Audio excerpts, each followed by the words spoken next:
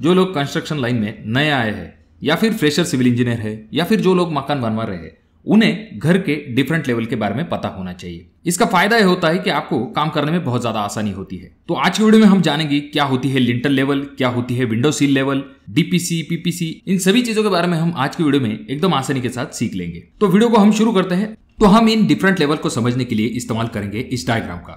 Diagram नहीं, इसमें इतना मजा नहीं आएगा। जितना आप प्रैक्टिकल साइट पर जाकर सीख सकते हो उतना जल्दी आप डायग्राम पे नहीं सीख सकते। अगर हमें जरूरत पड़ी ऐसे वक्त में हम वापस से डायग्राम पे आएंगे, पर जितना पॉसिबल हो सकता है उतना हम साइट पर जाकर देखेंगे कि कौन से लेवल को क्या कहा जाता है।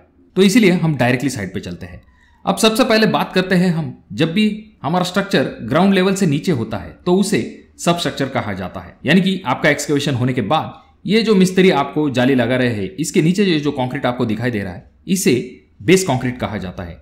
यानी कि फाउंडेशन की जो बेड लेवल है उसके ऊपर पीसीसी का काम किया जा रहा है। तो पहली चीज तो आपको समझ में आ गई। अब इस पीसीसी के नीचे कुछ लोग जो है सोलिंग भी कर देते हैं, तो ये आपके जमीन पे भी डिपेंड करता है। अब जब आपका बेस कंक्रीट हो जाता है, जिसे कि पीसीसी कहा जाता है, उसके बाद आता है आपका फुटिंग। तो इसे और फुटिंग होने के बाद आपका कॉलम स्टार्ट हो जाता है। अब आपका ये जो कॉलम स्टार्ट हो जाता है तो ये डायरेक्टली ग्राउंड लेवल तक आ जाता है। ग्राउंड लेवल यानी कि जिसे जमीन लेवल कहा जाता है। अब जब हम ग्राउंड लेवल से ऊपर आ जाते हैं तो ब्रिक की एक लेयर बिछा दी जाती है और उसके ऊपर हमारे आउटर के सभी ग्राउंड बीम आ जाते हैं और उसके ऊपर होता है हमारा ब्रिक वर्क। अब यहाँ पर जैसे कि आप देख सकते हैं, अंदरूनी बीम जो है उनकी हाइट थोड़ी सी ऊपर ली गई है। इन्हें प्लिंथ बीम कहा जाता है। अगर आपकी प्लिंथ की हाइट 3 फीट है तो इस बीम का टॉप आता है आपका 3 फीट लेवल तक। और इस ब्रिक वर्क के ऊपर, जैसे कि आप अगले इमेज में देख रहे हो, इसे डीपीसी कहा जाता है। डीपीसी यानी कि डैम प्रूफ कोर्स, जो कि जमीन से आने वाली सीलन को ऊपर जाने से रोकने का काम करता है। तो इसीलिए ये बहुत ही ज्यादा इंपॉर्टेंट होता है। और ये आ गई आपकी प्लिंथ लेवल।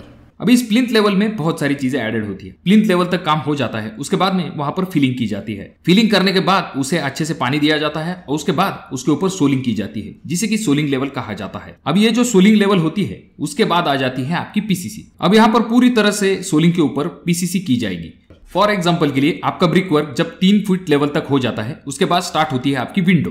तो ये जो विंडो का बॉटम है इसे विंडो सील लेवल कहा जाता है। अब बात करते हैं अगले पॉइंट की। अब जैसे कि आपको पता होगा, इसे तो विंडो कहा जाता है। अब ये विंडो का जो टॉप होता है उसके ऊपर आता है आपका लिंटल।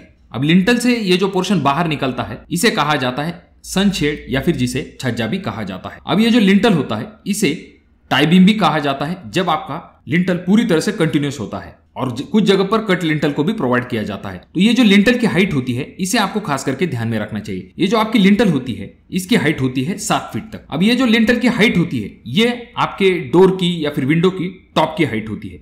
इससे नीचे जो है आपको 7 फीट तक का मार्जिन मिल जाता है। यानी कि अगर आपकी विंडो 7 फीट से नीचे है, जैसा कि मैंने आपसे पहले भी कहा, अगर आपकी विंडो 7 फीट से अगर आप नीचे 4 फीट लेते हैं तो आपका ब्रिक वर्क नीचे आता है 3 फीट तक का। यानी कि जो आपकी विंडो सील लेवल होगी वो 3 फीट तक आएगी पीसीसी के ऊपर। और जो डोर है उसके लिए आपको 7 फीट तक का एकदम क्लियरेंस मिल जाता है। अब दोस्तों और एक लेवल यहाँ पर आ जाती है जो कि है प्रो लेवल, जिसके लिए आपको सिंपल एक चीज करनी है कि चैनल को सब्सक्राइब कर देना है। और इस वीडियो का लाइक टारगेट हम रखते हैं सिर्फ और सिर्फ 2000 लाइक्स। अब बात करते हैं अगले लेवल की। जब आपकी लिंटल लेवल हो जाती है उसके ऊपर आ जाता है वापस से आपका ब्रिक वर्क। अब यहाँ पर आपका कॉलम भी कंटिन्यूसली आ रहा है, तो वहां पर आपकी कॉलम की जो कैप है उसे भी कास्ट कर लिया जाता है। उसके बाद ये जो ब्रिक वर्क आपका खत्म हो जाता है, उसके बाद आता है आपका बीम बॉटम लेवल, जो आपका बीम का बॉटम साइड होती है। जैसे कि आप अगले वीडियो में देख रहे हो, इसे बीम बॉटम कहा जाता है। ये टोटल बीम है, ये हो गया आपका बीम बॉटम। और ये जो है लेवल आप देख रहे हैं इसे कहा जाता है बीम का टॉप। यानी कि ये अक्सर ही स्लैब का भी टॉप होता है। पर याद रखिए, जो आपका बीम बॉटम होता है और स्लैब का बॉटम होता है, इन दोनों में